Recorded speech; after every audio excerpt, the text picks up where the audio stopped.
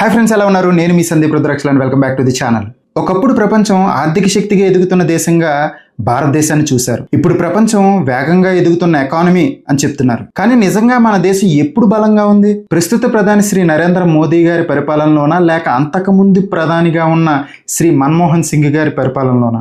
ఈ వీడియోలో రాజకీయ అభిమానం లేకుండా డేటా, సంఘటనలు, ప్రజల జీవితాల ఆధారంగా మాట్లాడుకుందాం. నెంబర్ 1, ఆర్థిక వ్యవస్థ. మన్మోహన్ సింగ్ కాలంలో అంటే 2004 నుండి 2014 మధ్య భారతదేశ జీడిపి గ్రోత్ ప్రపంచంలో వేగంగా పెరిగిన దేశాల్లో ఒకటి. IT sector boom, middle class expansion, job creation, foreign investments, అమెరికాతో న్యూక్లియర్ డీల్ తర్వాత ఇండియాపై గ్లోబల్ కాన్ఫిడెన్స్ కూడా పెరిగింది. ఆ సమయంలో ఇండియాని ఎమర్జింగ్ సూపర్ పవర్ అని పిలిచేవారు. మోదీ పాలనలో 2016లో వచ్చిన డిమానిటైజేషన్ భారతదేశ ఆర్థిక వ్యవస్థను ఒక్కసారిగా కుదిపేసింది. ప్రభుత్వం చెప్పింది బ్లాక్ మనీ తగ్గుతుంది, టెర్రర్ ఫండ్స్ ఆగుతాయి, ఫేక్ కరెన్సీ పోతుంది. కానీ ఆర్బీఐ రిపోర్ట్స్, ఎకనామిస్ట్స్ అనాలిసిస్ ఏమంటున్నాయి? దాదాపు మొత్తం క్యాష్ బ్యాంక్స్కి తిరిగి వచ్చింది. చిన్న వ్యాపారులు, daily wage workers, small traders చాలా మంది తీవ్రంగా నష్టపోయారు. ఇప్పటికీ చాలా మంది అంటారు దేశానికి జరిగిన అతిపెద్ద ఎకనామిక్ షాక్ ఇదేనని. ఇక ఉద్యోగాల విషయానికి వస్తే మన్మోహన్ కాలంలో IT jobs,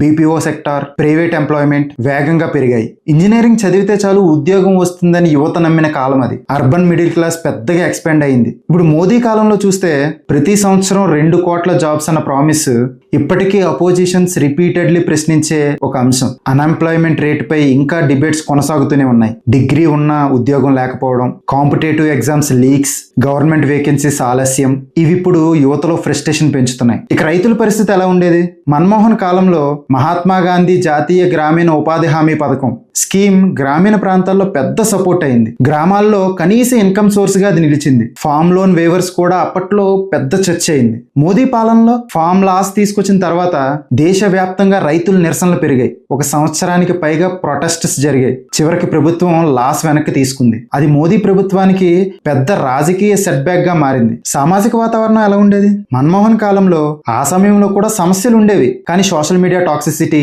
religious polarisation, hate politics ఇంత అగ్రెసివ్ గా లేదని చాలా మంది భావిస్తారు. మరి మోదీ కాలంలో ఇప్పుడు సోషల్ మీడియా మొత్తం పాలిటిక్స్ తో నిండిపోయింది. రిలీజియన్ ఆధారంగా debates, online hate campaigns, fake newses, propaganda ఇవి దేశంలో విభజన పెంచుతున్నాయని క్రిటిక్స్ అంటున్నారు. దేశభక్తి అనే పదం కూడా పొలిటికల్ వెపన్ అయిపోయిందని కొంతమంది అభిప్రాయం. మీడియా, ప్రజాస్వామ్యం ఎలా ఉండేవి? మన్మోహన్ కాలంలో మీడియా ప్రభుత్వాన్ని ఓపెన్లీ క్రిటిసైజ్ చేసేది. ప్రెస్ కాన్ఫరెన్స్లు సాధారణంగా జరిగేవి. గవర్నమెంట్ పై సెటైర్ కూడా ఎక్కువగా కనిపించేది. మోదీ కాలంలో ఇప్పుడు మీడియా ఇండిపెండెన్స్ తగ్గిందని చాలా జర్నలిస్టులు అంటున్నారు. ప్రధాని ప్రెస్ కాన్ఫరెన్స్లు చాలా అరుదుగా చేయడం, ప్రశ్నలకు డైరెక్ట్ ఆన్సర్స్ తగ్గడం ఇవి క్రిటిసిజం కి కారణం. ఇక అంతర్జాతీయ image. Manmohan Singh US India nuclear deal, global diplomacy, economic respect. Manmohan Singh ను ప్రపంచం ఒక ఎకనామిస్ట్ ప్రైమ్ మినిస్టర్ గా గౌరవించింది. మరి నరేంద్ర మోదీ గారు? మోదీ గ్లోబల్ బ్రాండింగ్ లో చాలా strong. G20 summit, international visibility, India branding పెరిగింది. కానీ అదే సమయంలో China border tensions, Manipuri violence, religious freedom reports